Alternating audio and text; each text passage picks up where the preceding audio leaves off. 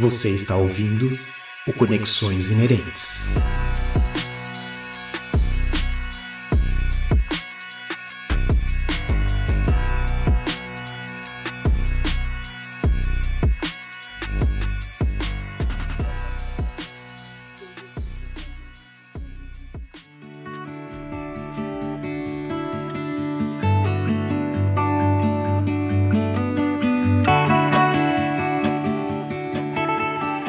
Salve, gente! Sejam todas e todos muito bem-vindos. Eu sou Joel Machado, abrindo mais um episódio do Conexões Inerentes. Hoje chegamos ao quinto e penúltimo episódio da nossa série dedicada ao mundo da música. Já tá acabando, mas ainda tem muita coisa boa por vir. E você que tá chegando somente agora por aqui e ainda não ouviu os 4 episódios anteriores, dá uma olhada lá no feed do seu tocador de podcast. A gente trouxe convidados muito especiais, cada um compartilhando suas visões sobre esse universo fantástico da música. O cardápio está bem variado e garanto que tem muita coisa interessante lá para você explorar.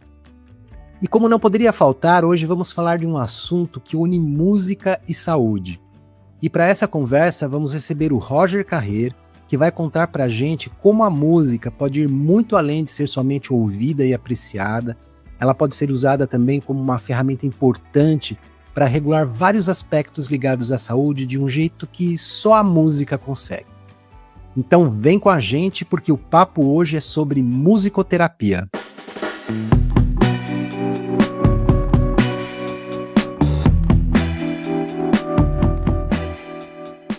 O Roger, pessoal, é graduado em musicoterapia, é mestre e doutor pelo programa de psicobiologia da Universidade Federal de São Paulo, onde é pesquisador no Núcleo de Atendimento Neuropsicológico Infantil Interdisciplinar da Unifesp.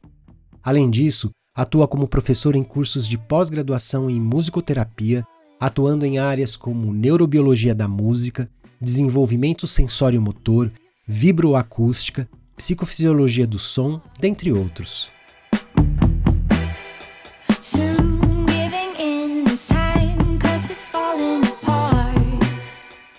Roger, super obrigado por aceitar o nosso convite. É uma alegria ter você aqui. Seja super bem-vindo, sinta-se em casa. E para a gente começar, eu queria te ouvir um pouco sobre como a música surgiu na sua vida. Essa é uma pergunta que eu tenho feito a todos os nossos convidados nessa série. Então, teve algum momento ou experiência que despertou seu interesse pela música? E aproveita também e conta como isso te levou a entrar nesse mundo, né, da neurociência e da musicoterapia. Bem, para falar do como a música entra na minha vida, né, como eu sou assim levado, né, assim a esse universo da música. Eu acho que talvez como muita gente, desde a infância eu já tinha envolvimento com música. Então a minha mãe já me levava com 8 anos de idade para participar de corais, coral da igreja, corais em festivais de corais. Então o canto já entrou. E eu também estudei violão junto com meus irmãos, que eram mais velhos, e já comecei a entrar nesse universo da música bem cedo.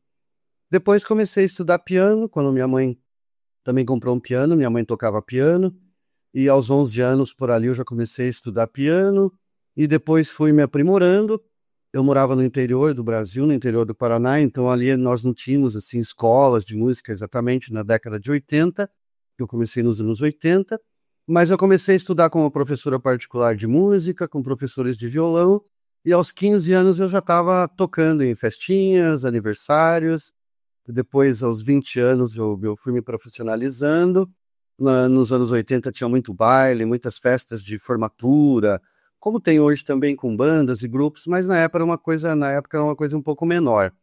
Então já fui me profissionalizando.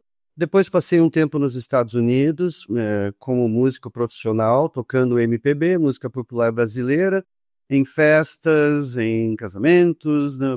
Mais ou menos a mesma coisa que eu fazia no Paraná.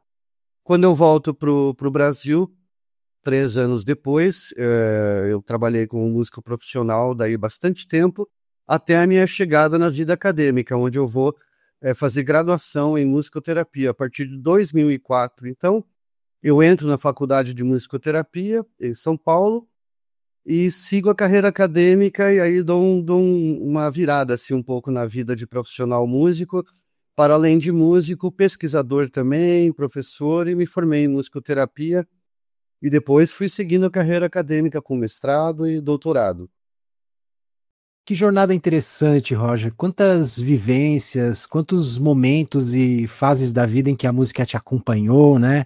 Dá para perceber o quanto a música está ligada não só na sua história, mas também na sua identidade. Muito legal.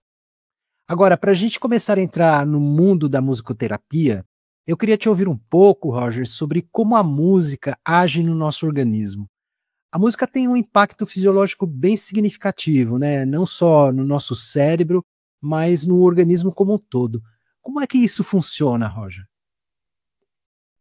Então, Joel, o estudo neurocientífico da música tem mais ou menos já uns 40 anos, desde as novas tecnologias aí de imagem cerebral, de estudos do cérebro.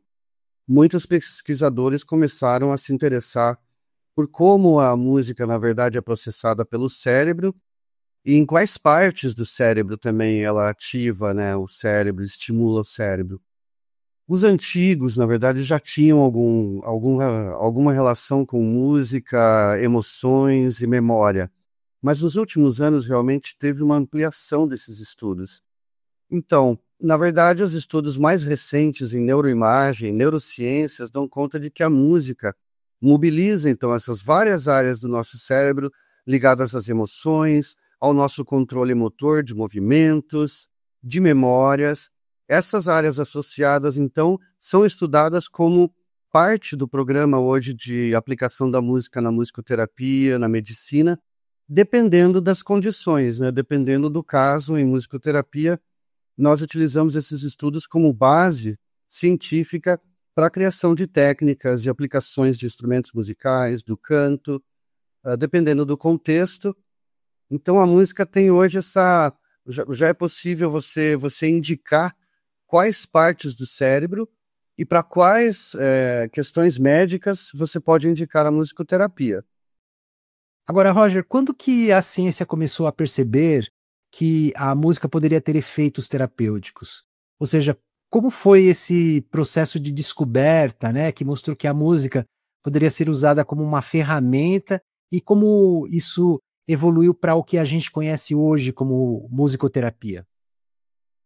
Dentro da história, né, da utilização da música como terapia, nós encontramos em tempos muito antigos registros, já desde da Bíblia, em que instrumentos musicais eram utilizados para relaxamento, para acalmar a alma. E esses estudos, esses relatos antigos, digamos assim, foram sendo mais concretizados após a Segunda Guerra Mundial, quando os médicos perceberam que começou a faltar medicação, remédio para dor, para os soldados que voltavam da guerra, às vezes amputados, ou então que tinham problemas na cabeça, ferimentos, e eles não tinham remédio para dor e começaram a chamar os músicos para o hospital. Então os médicos pensaram, bom, se a música a gente já sabe que pode acalmar, que pode relaxar, que é uma coisa prazerosa para o ser humano, vamos ver se ela pode ajudar também no hospital com os soldados. E eles começaram a perceber que realmente, quando os músicos estavam tocando e cantando com os soldados, havia uma diminuição da necessidade de medicamentos com morfina, por exemplo, que era uma coisa que faltava muito na época, na guerra. Aí, a partir dos anos 50, eles foram estudando de forma mais sistemática, mais concreta esses efeitos da música na terapia. Não só para os problemas de dor, ou de emoções, ou então para trazer emoções positivas e melhorar o humor, mas também na reabilitação física, utilizando do ritmo, de instrumentos musicais diversos, e isso tudo vai sendo registrado a partir dos anos 50, até que nos anos 60 a musicoterapia surge realmente como uma prática clínica e ela passa a ser estudada. Quando você me pergunta se a música, né, estimula somente a audição, o ouvido, não. Né? Porque nós ouvimos a música não só com o ouvido, mas também com o nosso corpo. Então as ondas sonoras da música penetram o nosso corpo também. Assim como quando você ouve, né, um adolescente que está na discoteca, que gosta de ficar perto das caixas de som. Então, existe também uma audição corporal, que a gente chama dessa sensibilidade do corpo para o movimento e para a música. A música também nos faz dançar de forma praticamente automática. Então, quando a gente fala que música é movimento, é porque antes de ela ser ouvida e transformada pelo cérebro, ela já é sentida pelo nosso corpo. Só uma curiosidade, Roger, existe algum tipo de célula da pele especializada em detectar esses estímulos, essas vibrações sonoras? Sim, eu tô trabalhando num curso, estou dando um curso de uma abordagem de musicoterapia que chama-se musicoterapia vibroacústica. Então, né, desculpe a palavra, mas deixa eu traduzir. O que é vibroacústica? É a capacidade que o nosso corpo tem de sentir som e música. Então, de maneira simples, nós temos sensores na nossa pele que são sensores de dor, que são sensores de tato. Então, os sons e a música, as vibrações da música, são sentidas pela nossa pele, que eu sempre digo que o nosso maior órgão auditivo é a nossa pele, pelos mecanoceptores, desculpa a palavra, né, o palavrão, que são esses receptores que você perguntou, justamente responsáveis por sentir as vibrações na nossa pele. Essas vibrações sentidas, tanto do som quanto da música, são daí transmitidas para o cérebro, para daí serem processadas. Então, existe sim o que a gente chama de audição tátil, né? Então, tem a audição normal pelo ouvido e a audição do tato, que é a propriedade acústica da música que estimula também o nosso corpo, a nossa pele. É impressionante como a música mexe com a gente de um modo tão completo.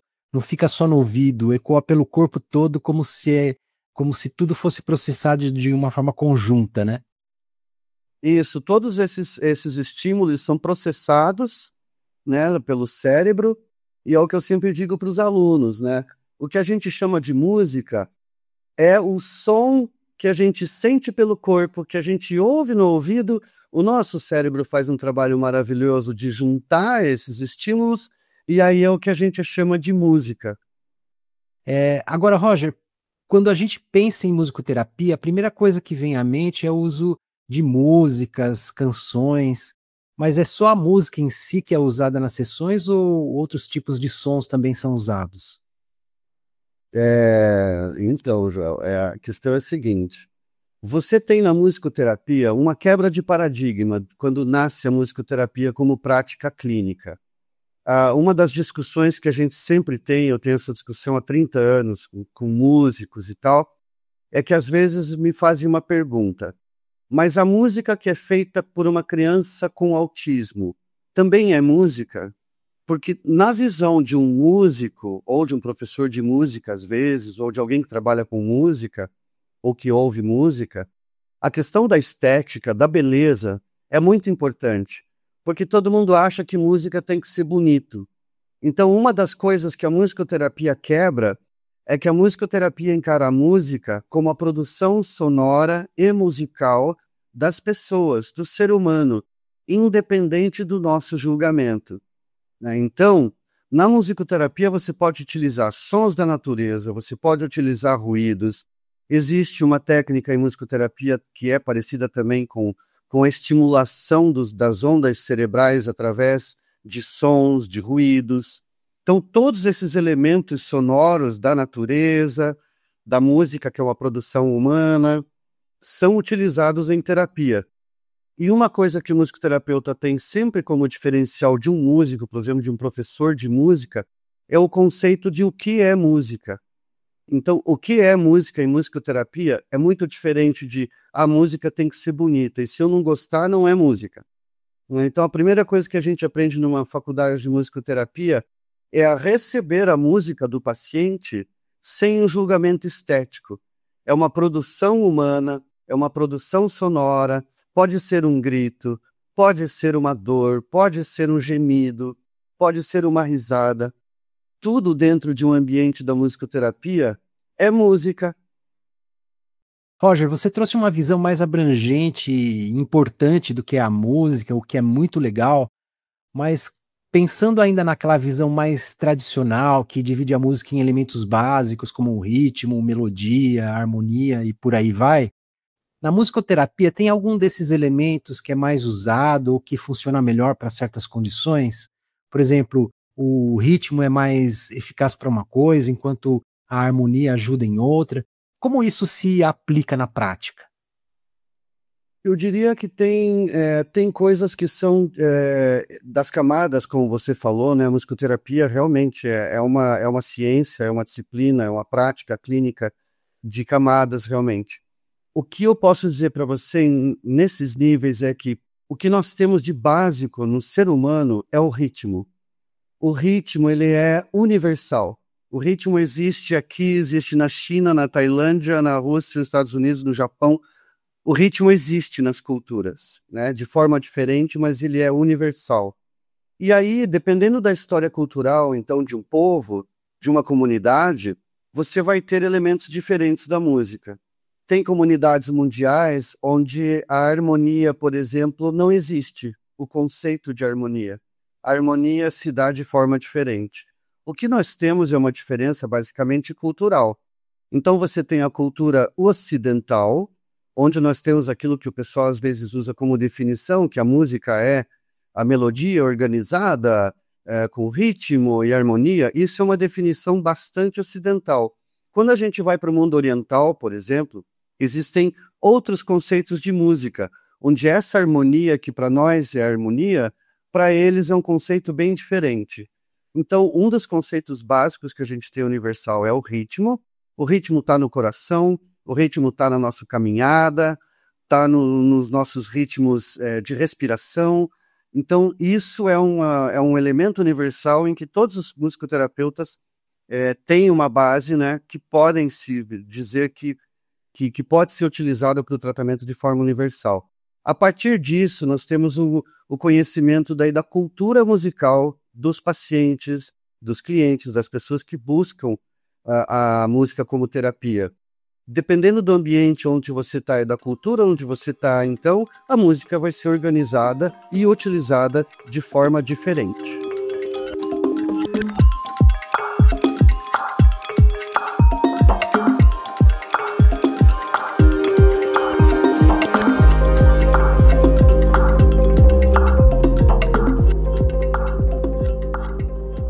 Depois de todos esses fundamentos importantes que você trouxe, Roger, você poderia contar um pouco para a gente em quais tipos de condições a musicoterapia tem sido mais utilizada na clínica? Em musicoterapia, Joel, nós temos várias abordagens e na clínica, né, o que a gente sempre diz é que a clínica é soberana. Então, quando você pergunta de utilização, por exemplo, com condições médicas, vamos falar. As condições hoje onde a musicoterapia tem mais evidências científicas, por exemplo, que ela funciona realmente como terapia e que ela tem um efeito mesmo dentro da medicina reconhecido pela medicina. Para fazer de forma bem resumida para você a listinha, né? Autismo. A música é um canal de comunicação. Principalmente, a música é um canal de comunicação não verbal. Então, ela não depende da letra, não depende da voz, não depende de uma criança com autismo saber falar, conversar ou não. Ela pode se manifestar com a música e criar uma comunicação entre paciente e terapeuta que vai ser benéfica para a saúde da criança ou do adulto com autismo. Quais os resultados? Melhora da comunicação, estabelecimento de contato, registro de efeitos positivos, por exemplo, naqueles movimentos que a criança fica muito nervosa, fica fazendo muitos movimentos. Então a música acaba promovendo essa calma e uma oportunidade para comunicação, sendo através de canções, dependendo do nível desse autismo, ou então sem canções, sem letra, como eu disse antes, né? Pode ser um grunhido, pode ser um grito, mas essa comunicação acontece através da música e isso já é comprovado que há uma melhora da comunicação com crianças com autismo. Falando de idosos, por exemplo, um grande exemplo, Alzheimer, por exemplo. Existem estudos científicos hoje que comprovam que a memória musical é a última memória a ser perdida por uma pessoa com Alzheimer. Então, isso tem um trabalho na Unifesp maravilhoso, a doutora Cléo Monteiro, que está no departamento de neurologia da Unifesp.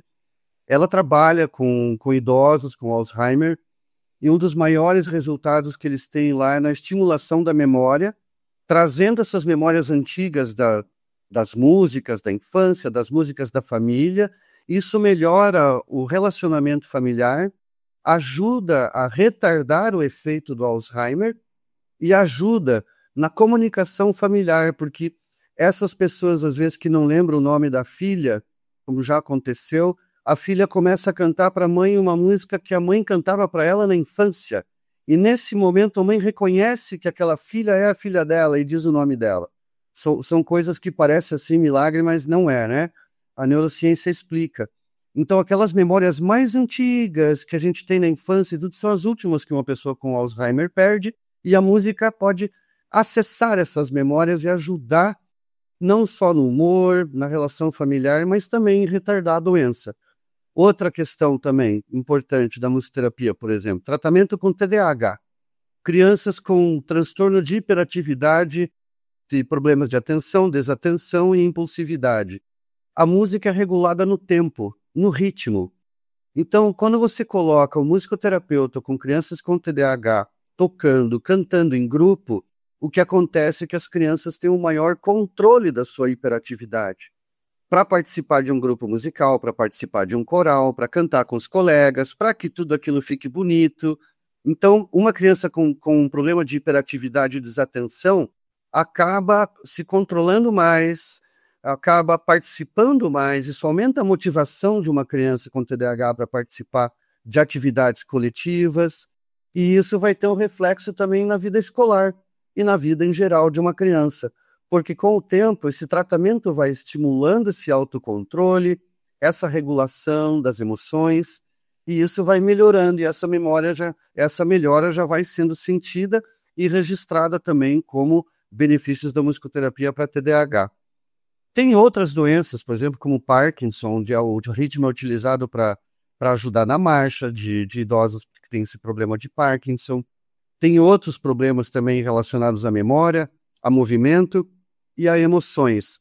Então, são vários contextos em que a musicoterapia trabalha com técnicas e abordagens diferentes, dependendo do público, né? Roger, você comentou que a música é regulada no tempo, no ritmo, né? Isso me deixou muito curioso. A música pode alterar a nossa percepção do tempo?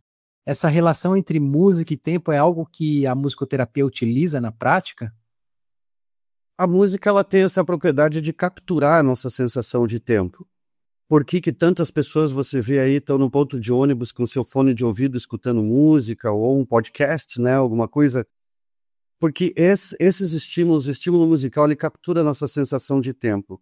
Por exemplo, eu fiz um teste no mestrado com crianças com TDAH, em que nós testamos a percepção temporal das crianças, como a música pode alterar essa percepção temporal de crianças com TDAH e sem TDAH. Então, nós criamos, por exemplo, uma música, como você diz, né? Uma música que tem bastante notas musicais, mas ela dura 7 segundos. E criamos uma música que ela tem apenas 3 notas musicais muito longas, com os mesmos 7 segundos. As crianças com TDAH percebem o mundo musical, as músicas, as notas muito longas, como também um tempo muito mais longo. Quando você vê uma música com muitas notinhas musicais muito corrida, como se fosse um videogame, uma coisa muito rápida, parece que o tempo passa muito rápido. Então, é bem exato o que você falou. Então, o que a música faz? A música, né? O que a gente tem no estímulo musical? Você tem notas, você tem instrumentos, e nesse tempo do tocar musical, o nosso cérebro vai processando esses elementos e isso altera a nossa percepção do tempo. Então, por exemplo, se você está escutando uma música que você gosta, o tempo passa mais rápido. Se você está escutando uma música que você diz que é chata, parece que a música é muito longa. E isso é um fenômeno já estudado. Então, quando a pessoa gosta da música que está ouvindo, o tempo passa rápido. Quando a pessoa não gosta daquela música que está ouvindo, o tempo demora, porque a música é chata para ela e parece que o tempo passa muito lento. Então, Os sons, né, e a música, né, esses estímulos auditivos têm essa propriedade de capturar o nosso processamento temporal. Pensando agora, Roger, em relação aos gostos pessoais, né? Tem sons e músicas que, de uma forma geral, cada um tem suas preferências. Como a musicoterapia lida com isso nas sessões? A escolha das músicas é adaptada ao gosto de cada paciente ou existem critérios terapêuticos aí que prevalecem? A música é uma coisa diferente para cada pessoa. Se eu te perguntar assim, Joel, o que é música para você? E eu faço um teste desses, em toda a primeira aula que eu dou no curso de musicoterapia, eu faço essa pergunta, e se eu tiver 30 pessoas na minha frente, é capaz de eu ter 30 respostas diferentes para o que é música. Então, o que acontece? Cada pessoa se relaciona com sons e música de uma forma muito particular. É como a pessoa se relaciona. Então, uma das coisas que a gente tem também como conceito na musicoterapia é a individualidade. Cada sujeito se relaciona com sons e música de um jeito. Quando a gente faz a anamnese, quando a gente faz uma entrevista com uma pessoa para começar um tratamento de musicoterapia, a gente aplica uma ficha como se fosse uma entrevista inicial. Porque tem pessoas que às vezes vão fazer musicoterapia, e isso muita gente não se liga, mas as pessoas pensam que todo mundo gosta de som de riacho. Só que tem pessoas que odeiam o som de riacho. Porque a pessoa diz, não, eu tenho trauma de água. Então nem toda vez som de água é relaxante. Tem coisas que a gente vê na internet, fones de ouvido com som de grilo da natureza. E tem pessoas que se colocar aquele som de grilo, ela se irrita tanto, que ela fala, que som é esse? Ah, mas o som da natureza relaxa. Então, nesse conceito de música como se fosse uma aspirina, por exemplo, um remédio, não existe uma prescrição única. Ah, escute esse disco aqui que você vai acalmar. O que existe são alguns conceitos de música para acalmar, que são, na verdade, intuitivos, mas são estudados na ciência, que é música com volume baixo, que não seja muito alto, tende a relaxar e não a excitar. Quanto mais alto o volume da música, mais o cérebro excita, mais o corpo excita. Isso é estudado. Músicas com ritmo mais lento tendem a acalmar. Então, uma música com ritmo mais lento. Ah, mas o meu filho adolescente, ele relaxa com heavy metal no quarto. Isso é muito típico da adolescência, porque na adolescência o cérebro dele também é diferente do adulto. Então, depende da fase da vida, a gente pode relaxar com uma música mais agitada, com uma música mais calma. Mas geralmente, principalmente em terapia, músicas com ritmos mais lentos, mais calmos, tendem a trazer paz, a trazer relaxamento. E outra coisa são músicas sem muita mudança de volume, sabe? Então, quando você está ouvindo uma música tranquila, de repente entra uma bateria forte, entra uma explosão, alguma coisa, isso aí não acalma.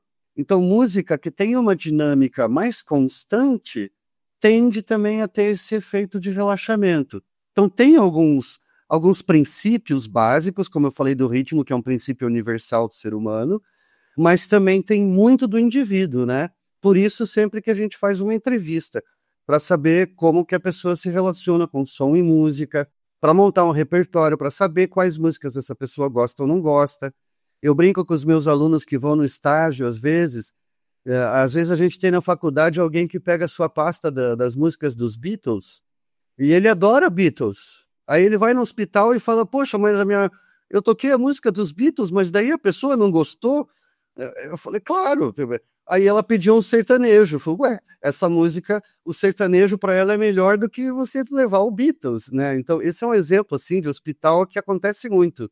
O musicoterapeuta mais desavisado, ele chega lá com as suas músicas que ele acha lindas, que vão acalmar, e aí a pessoa, o paciente que está, por exemplo, na oncologia, que eu trabalhei na Santa Casa também na oncologia, e que é um departamento muito, né, grave, digamos assim.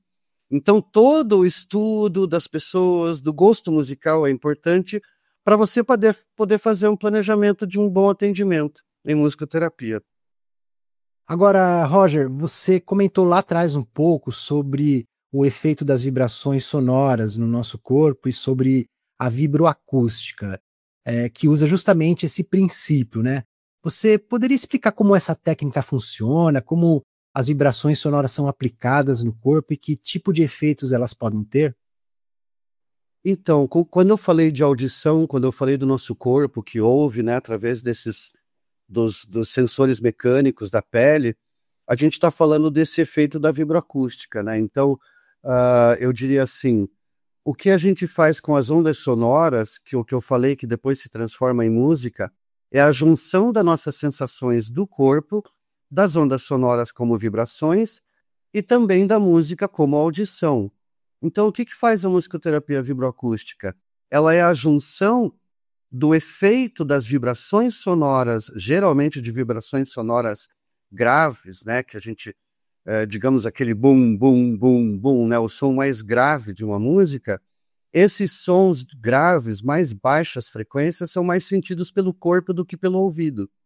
Então, quando você junta essas propriedades das vibrações de ondas sonoras que entram pelo corpo, junto com a música que entra pelo ouvido, você pode promover um efeito fisiológico de relaxamento muscular.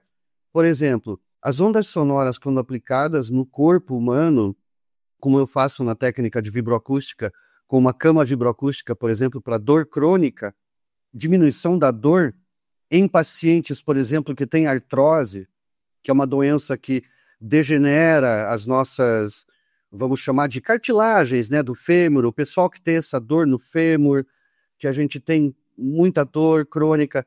Então, ela ajuda nesse relaxamento muscular.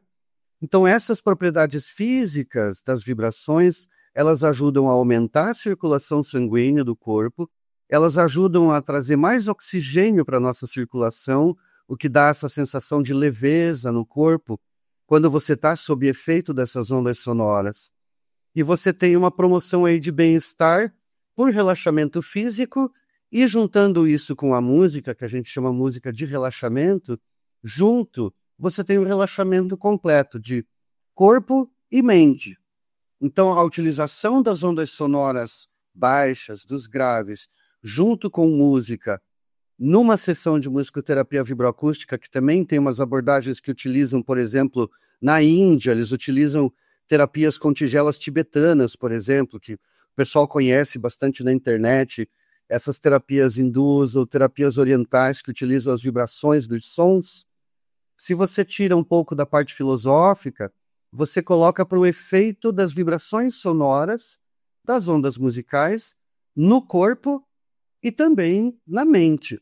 Então é uma união dessas propriedades físicas que é utilizada como princípio para esse tratamento em terapia.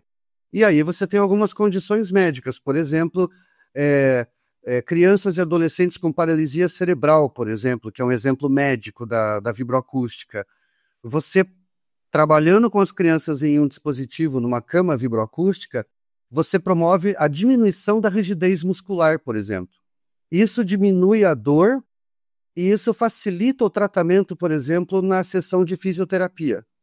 Então, o musicoterapeuta trabalha junto com o fisioterapeuta, utilizando as ondas sonoras e musicais para relaxamento físico também, o que diminui a rigidez, a espasticidade e promove, né, uma melhor circulação sanguínea, e esse trabalho em conjunto é feito dentro da clínica, por exemplo, com as crianças com paralisia cerebral, que às vezes também é utilizado essas ondas sonoras para tratamento de constipação, por exemplo, prisão de ventre, né, onde você tem um problema físico que você pode tratar de maneira digamos, não intrusiva, né, não invasiva, porque às vezes esses tratamentos em clínicas, constipação, por exemplo, às vezes é tratada com equipamentos que são invasivos para ajudar os pacientes na evacuação, por exemplo. A musicoterapia vibroacústica também é utilizada para tensão pré-menstrual, para ajudar no fluxo sanguíneo, para ajudar nessa oxigenação e melhorar o fluxo. Então, tem várias aplicações, né, dos efeitos físicos das ondas sonoras. Basicamente é isso. E é uma técnica que pode ser usada em diferentes contextos, em diferentes necessidades, né? Eu fui numa universidade na Alemanha, em Heidelberg, onde crianças que nascem já com deficiência auditiva grave são colocadas em cima de tímpanos de orquestra. E o musicoterapeuta estimula essa audição da pele, do corpo, para poder ajudar a cóclea a se desenvolver nesses bebês que nasceram com problemas. Outra coisa que eu vi na Alemanha também é um piano de cauda, onde o musicoterapeuta está tocando no piano e a criança com surdez praticamente, que nasceu surda, com uma deficiência grave auditiva, ela é manipulada em cima da caixa do piano para fazer estimulação sonoro-musical e tátil, para que, através do corpo, essa estimulação possa promover aí o melhor desenvolvimento de alguma possibilidade de ajudar no desenvolvimento auditivo também das crianças. Então, é muito legal. Você tem ideia de quando essa técnica começou a ser desenvolvida? Os primeiros efeitos foram notados por um pesquisador, um neurologista médico norueguês, que chamava, ou se chama, acho que está vivo ainda, Dr. Olav Skille. É o primeiro que resolveu colocar alto-falantes numa maca de hospital para ajudar na rigidez muscular de crianças que não conseguiam ser atendidas por fisioterapeuta. Então isso foi em 1982.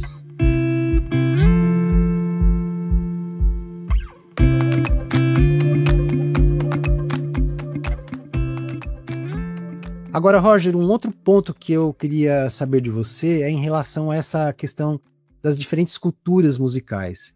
Você falou lá atrás sobre a preferência pessoal em relação à música, mas cada país tem culturas e tradições musicais próprias, né?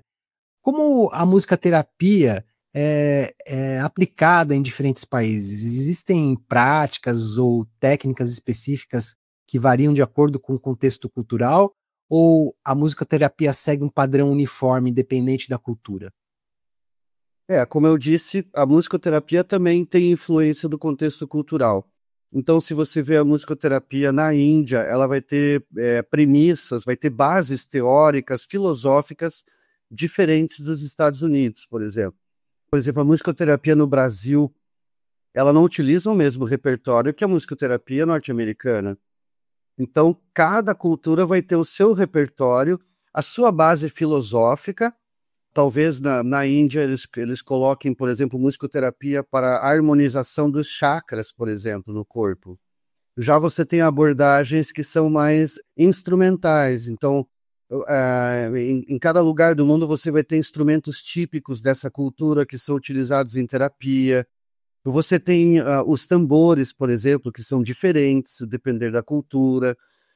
Quando a gente vai, por exemplo, para a música numa tribo indígena no Brasil, eles têm outros instrumentos, eles utilizam flautas, tambores, e eles têm um momento também de cura, que daí é dentro da cultura indígena. Então esses rituais de cura utilizam música, utilizam canto, dependendo da língua, utilizam o canto.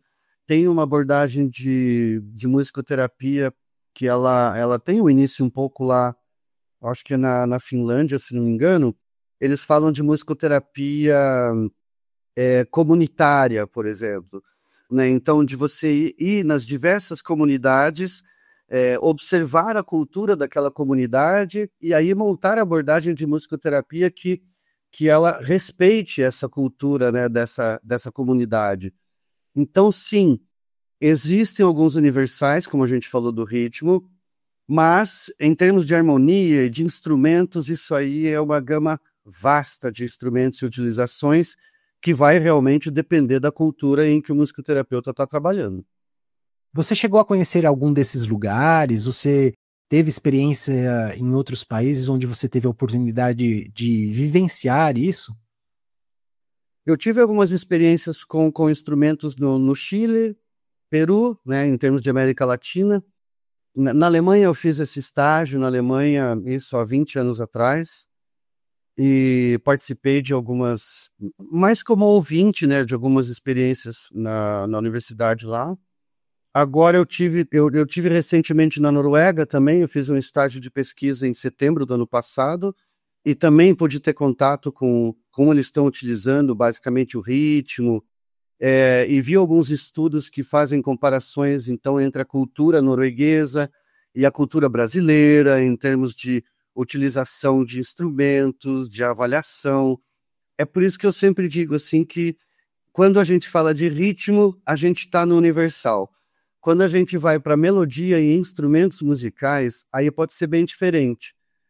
Existem algumas músicas, por exemplo, que eu já vi um estudo agora, eu participei até de um estudo com a colega, que está captando dados. Ela está estudando, por exemplo, música folclórica da Noruega e música folclórica brasileira. E como isso, né, pode estar relacionado às emoções das pessoas, tanto as pessoas da própria cultura, como ouvindo músicas folclóricas de outra cultura. Então, tem estudos interessantes que estão sendo realizados, e o que você encontra daí é, por exemplo, mas tem um tipo de violino lá na montanha, na Europa, na Noruega, que parece a rabeca que é feita em Pernambuco. Então, como o Brasil é um país, né, que foi colonizado aí por essas várias culturas europeias e mundiais, a gente observa muitos traços da música brasileira que vêm dessas outras culturas do mundo. Então, eu acho que cada vez mais, assim, também em função da tecnologia, a gente está conseguindo, assim, observar essas diferenças culturais, e não só diferenças, a gente também tem tido surpresas de encontrar coisas em comum com outras culturas. Mas eu nunca tive oportunidade de ir para o Oriente, assim, para a Índia ou para...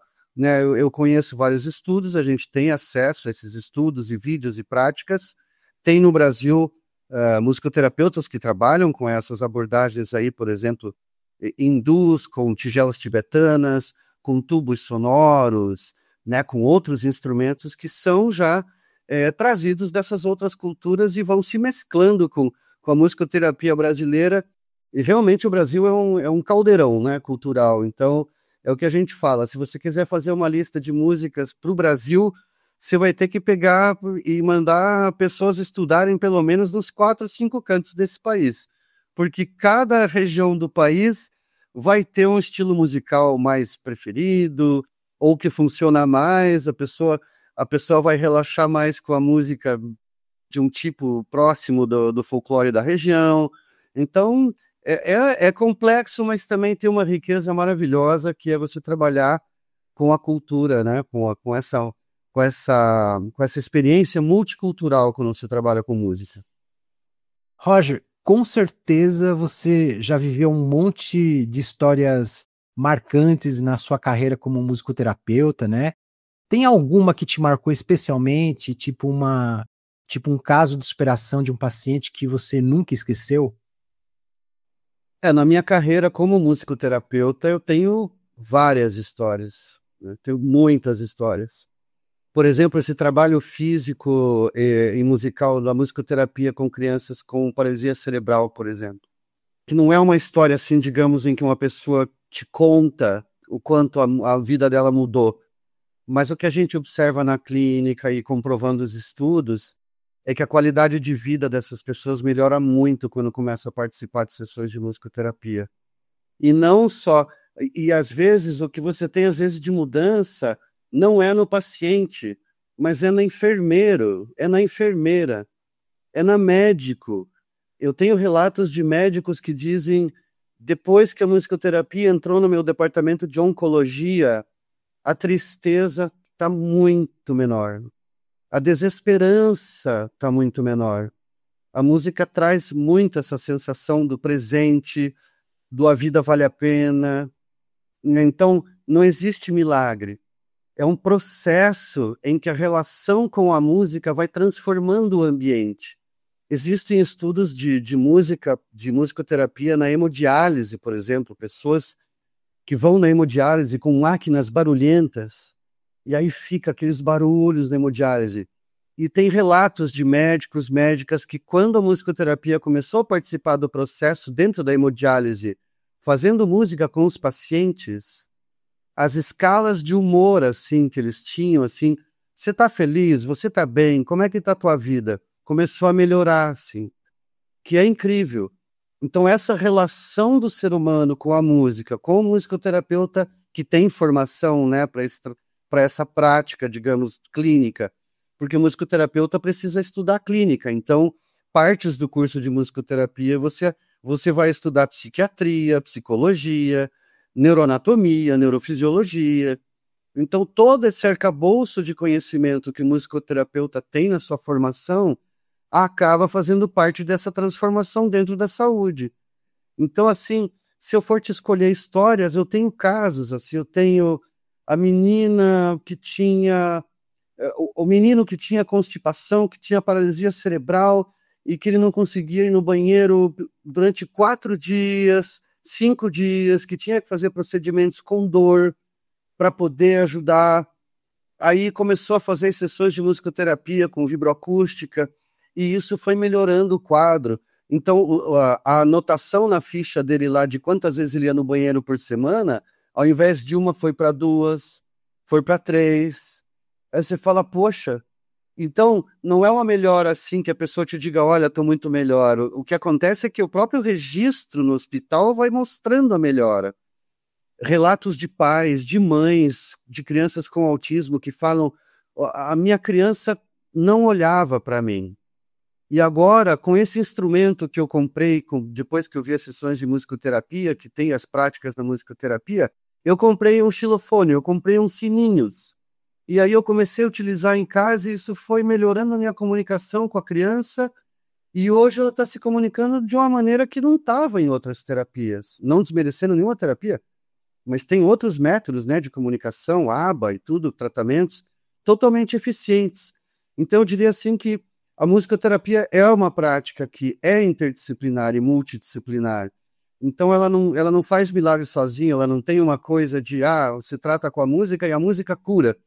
Né? Eu digo que o poder, na verdade, está nos seres humanos que utilizam a música como terapia. E quando os pacientes estão envolvidos juntos nesse tratamento, a família começa a cantar, começa a participar das atividades, e você vai vendo a melhora dentro do departamento, dentro da instituição, por meio de relatos e por meio também de registro mesmo médico, né? Então eu diria que, né, para não escolher um caso assim, eu acho que de forma geral, realmente, você observa esse benefício pelo relato e pelos registros dos estudos que estão cada vez mais saindo aí no mundo inteiro sobre os efeitos da musicoterapia. Roger, depois de tudo que você já viu, que você estudou e vivenciou nessa área, que não é pouca coisa, e olhando um pouco no retrovisor, qual foi aquele momento que ainda hoje te faz sentir que tudo valeu a pena, que você escolheu o caminho certo? Olha, acho que essas histórias que marcam a vida da gente, né? Eu me lembro quando eu comecei a fazer estágios em musicoterapia, porque eu comecei a fazer a graduação e a gente tinha aquela ansiedade da graduação e quando é que eu vou colocar a música? Eu já sou músico há 20 anos, quando é que eu já sei que faz bem? Eu até te contei antes que eu toquei com Belchior, quando fui músico profissional em São Paulo, toquei vários anos como músico profissional com artistas, com Kiko Zambianchi. Então, assim, às vezes tinha shows que eu ia que tinha, sei lá, 30 mil pessoas numa praça, 50 mil pessoas. Então, eu sabia que tinha alguma coisa na música que ela mobiliza, tudo bem, tem a arte, as pessoas estavam lá todas felizes. Só que daí na faculdade, quando eu comecei a fazer estágios com crianças com autismo, com síndrome de Down, com paralisia cerebral, crianças e adolescentes, quando eu comecei a pegar grupo de 10, 12 crianças, cada uma com um tipo de problema, e eu peguei um repertório e comecei a mobilizar essas crianças, e a gente conseguiu montar uma apresentação musical em que eles simulavam o show do Chacrinha. Pessoal que busque na rede quem era o Chacrinha, né? O que eu percebi em termos de cooperação, motivação, quebra da doença, ali as pessoas esqueciam, cantavam Lulu Santos, Roberto Carlos, tudo, esse repertório popular que todo mundo canta nos bares, na vida, em festas. Quando eu percebi que essas crianças eram capazes de se organizar, que deixavam sua hiperatividade de lado que ajudava o colega com autismo a fazer um movimento com a boca para tentar cantar junto. Quando eu percebi que esse poder da música de juntar pessoas para ser felizes, mas também para ser felizes quando pessoas têm uma dificuldade enorme, inclusive de saber aonde está, aí eu vi o poder da música, né? A palavra poder, às vezes, eu deixo um pouco de lado, né? Mas eu digo assim, o poder do ser humano de conseguir utilizar a música e, através da música, conseguir essa organização, essa cooperação, essa quebra do preconceito, de olhar para o colega e dizer, não, mas a colega só fica agarrando o cabelo da outra. Na musicoterapia acontecia raramente alguma coisa de puxa o cabelo. Não. De repente você pega 10 pessoas com problemas diferentes, com 10 a 14 anos, 15 anos, que começam a se ajudar, pegam os tambores, tocam direitinho no ritmo, para todo mundo junto, e você fala, não, aqui não tem doença, aqui tem saúde, transformação pessoal, e isso ficou para a minha vida. E eu voltei várias vezes nessa instituição depois. E os relatos dos médicos, dos psicólogos que trabalham com as famílias e tudo, é assim, olha, eu fazia relatórios mensais, não semestrais, para familiares, médicos. Foi um processo de 4 anos, assim, que, olha, eu acho que transformou a minha vida, viu? E aí, Joel, eu nunca mais saí da musicoterapia. E aí me perguntam por que eu não toco mais hoje, no bar, ou não sei o que. Eu falo, olha, eu sou musicoterapeuta. Músicos, sabe, todo mundo canta, todo mundo é músico. Isso eu descobri na musicoterapia. Então eu tirei o artista do palco e coloquei no chão, junto com as pessoas. Então não tem hierarquia, não tem ninguém mais importante que ninguém, eu não tenho mais poder porque eu sei tocar violão, eu não sou melhor, mais bonito nem nada porque eu toco piano. Todas as pessoas têm a música dentro de si. Se elas começam a mobilizar, se elas começam a se envolver com a música de uma forma social, cooperativa, motivadora, elas vão sim sofrer transformações positivas na vida. Então, se eu for escolher um caso, Joel, meu testemunho é o meu caso. Eu sou um estudo de caso. Não que eu não tenha meus problemas como todo mundo na vida, seus problemas da vida e tudo, mas olha, eu acho que eu seria um bom testemunho assim, do quanto a musicoterapia transformou minha vida. Antes e depois que eu percebi as possibilidades da música na clínica, para ajudar as pessoas e isso, né, me transformou, é isso. Desculpa eu repetir, mas é que eu tô emocionado, assim, com esse... Você me cutucou profundo aqui.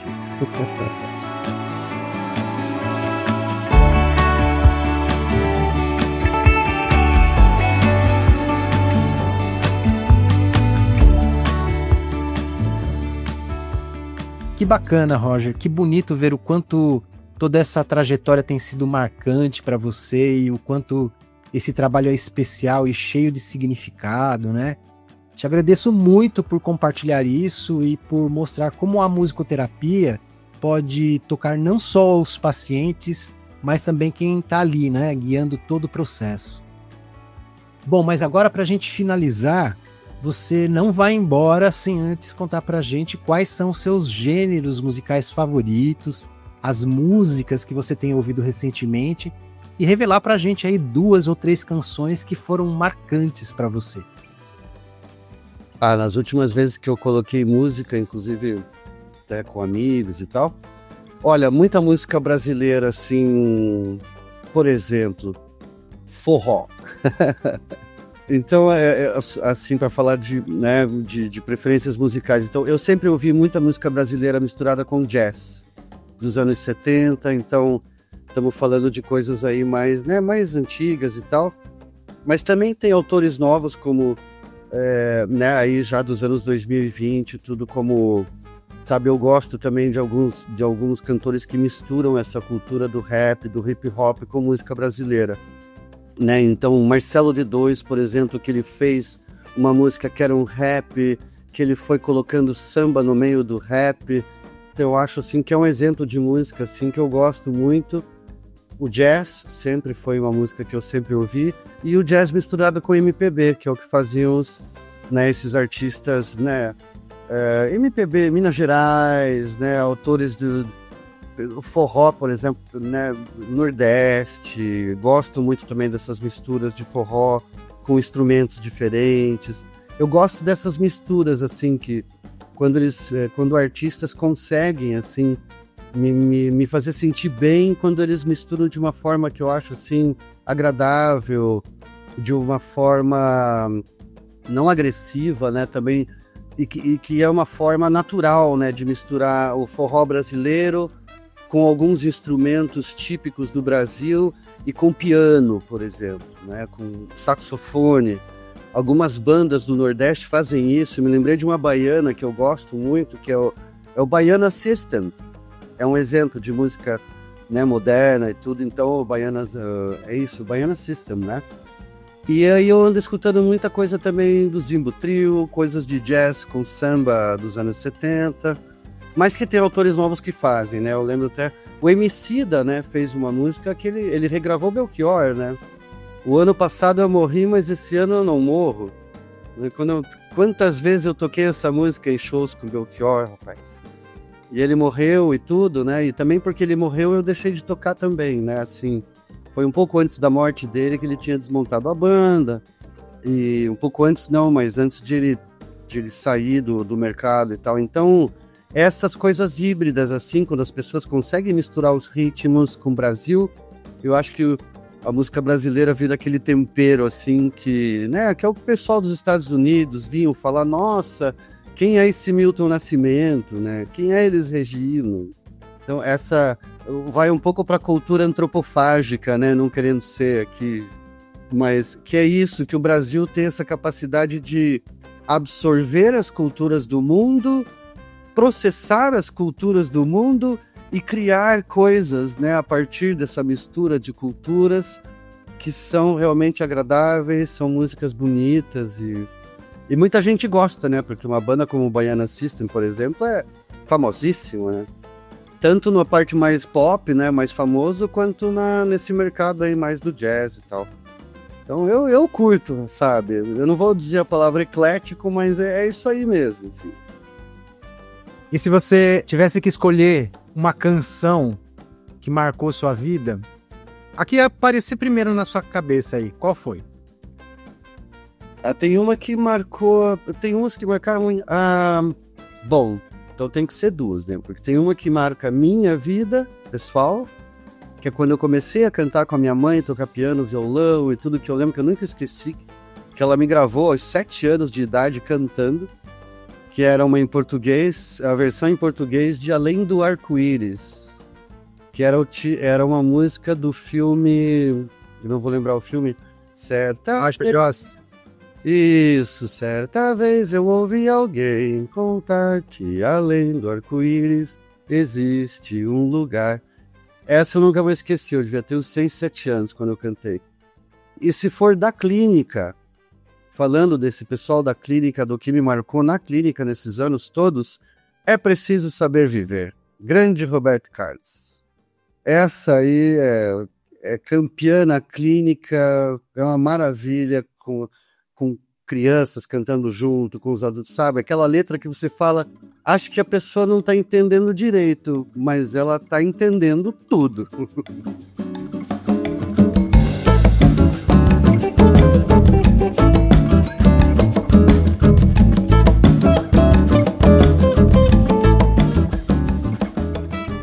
Super obrigado, Roger, por trazer suas histórias, sua paixão e todo o seu conhecimento para essa conversa. E não poderíamos fechar de forma mais especial do que com essa canção do Roberto Carlos tão cheia de significado. Foi de verdade muito inspirador. E obrigado também a você que está nos acompanhando.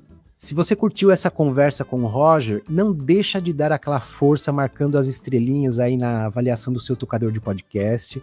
E se puder, deixa um comentário contando o que você achou desse episódio, se você está curtindo essa série. Isso é muito importante para a gente avaliar se estamos no caminho certo. E já prepara o coração, porque no próximo programa, que vai fechar essa série sobre o mundo da música, vamos receber o cantor, compositor e membro da banda Chá de Boldo, o Gustavo Galo, para uma conversa sobre a arte da composição. Vamos mergulhar no processo criativo por trás das canções, descobrir como nascem as melodias, as letras e os desafios que um artista enfrenta no seu processo de criação. Então já deixa o sininho ligado, porque esse episódio você não pode perder.